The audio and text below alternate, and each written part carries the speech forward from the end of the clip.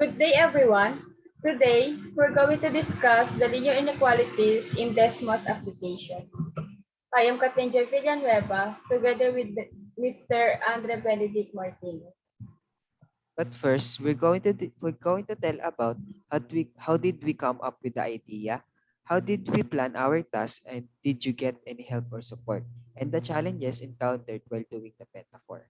So first, we come up with the idea kasi yung linear inequalities more on sa business siya pwedeng i-connect. So nakita namin yung ticket selling is pwede siyang gamitin. So next, how did we plan our task? So kumuha kami ng pinakamalapit na idea through school activities. So kapag sinabing school activities tas tickets, pwede nating sabihin dito na mga prom or grad ball celebrations. So doon namin nakuha idea namin. So and also yung plano sa task. Did you get any help or support? For this PETA, wala po kami nakuhang support or help kasi more on sarili naming sikap yung ginawa namin pati yung details. Next, what are the challenges that we encounter while doing the metaphor? Challenges dito is hindi masyadong broad yung alam namin about linear inequalities and also plotting it with the Desmos. Nahirapan kami paano alamin kung ano yung tamang i-plot doon sa Desmos. So yun, inalam namin yun through YouTube. Inalam namin yung bawat data and also bawat key para malaman kung paano yung tamang paggawa ng metaphor. So next. Next, linear inequalities. Linear inequalities can be used to model and solve real-life problems. For instance, the use of linear inequalities as restrictions to the material or cost of production.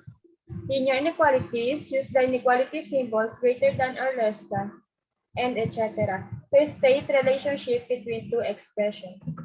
Problem. Our school made a graduation ball celebration. The reservation ticket cost 200 pesos or 350 pesos at the gate. In order to cover expenses, we need to collect at least 25,000 pesos in admission. Let X to be the reservation ticket and Y for the ticket at the gate. So as you can see, this is a presentation of our model in Desmos. We plotted here our equation, which is a 200x plus 350y is greater than 25k. So the Desmos completely solved it for us. As you can see, it has it already plotted it. So next, the solution was for x to be get 200x plus 350y is greater than or equal to 25k. That's the equation. And the solution was 200x divided by 200 greater than or equal to 25,000 divided by 200 to get the x.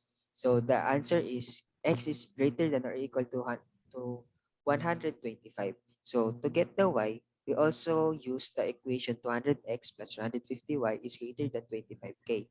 So you have to divide 350 both sides to get the answer. So y is greater than or equal to 71.429.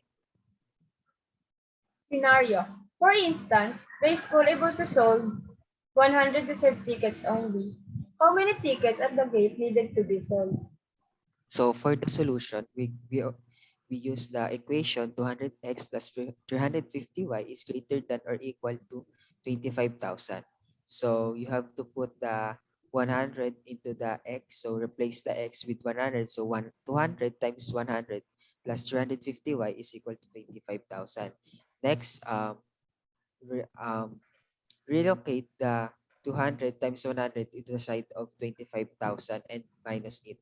So 350y is equal to 25,000 minus 20,000.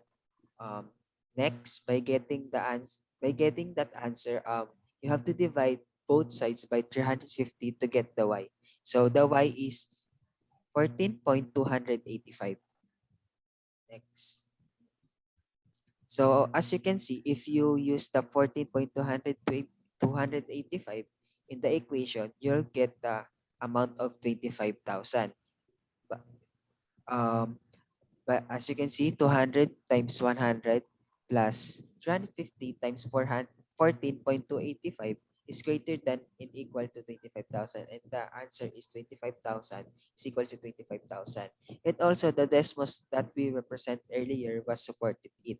As you can see in the picture, the x-axis has a 100, which is the variable used in x, and also in y-axis it has 14.8286 as, and when you rounded it up, it will become 14.285, and the answer for that is 25,000 when you use it in the equation.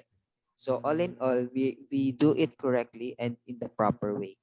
So that's it. Thank you, and hope you get what we presented.